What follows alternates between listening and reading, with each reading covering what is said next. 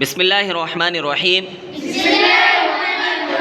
سبق نمبر 3، مہاجرین و انصار کا آپس میں بھائی چارہ۔ مکہ سے جو مسلمان مدینہ پہنچے تھے یہ مہاجر کہلائے۔ مہاجر سب بے سر و سامان تھے۔ مدینہ کے مسلمانوں نے ان کی ہر طرح مدد کی، اس لیے یہ لوگ انصار کہلائے۔ پیارے رسول صلی اللہ علیہ وسلم نے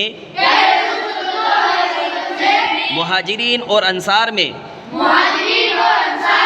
مواخہ قائم کی، یعنی انصار اور مہاجرین کو ایک دوسرے کا بھائی بنایا۔ پھر انصار ان کو رہنے کے لیے گھر دیے، شادی اور بیاہ کرایا،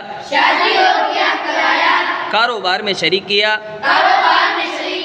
اور ہر بات میں ان کو اپنے سے زیادہ سمجھنے لگے۔ اللہ تعالیٰ نے بھی ان کی تعریف فرمائی۔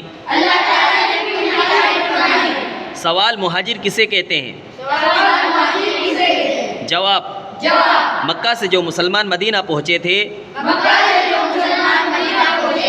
یہ مہاجر کہلاتے ہیں۔ مواخہ کا کیا مطلب ہے؟ جواب، مواخہ کا مطلب آپس میں ایک دوسرے کو بھائی بنانا ہے۔ سوال، انصار نے مہاجرین کے ساتھ کیسا سلوک کیا؟ جواب، انصار نے ان کو رہنے کے لیے گھر دیے،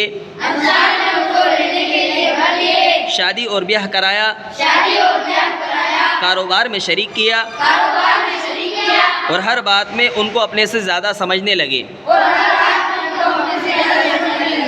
یعنی انصار نے مہاجرین کے ساتھ میں اچھا سلوک کیا۔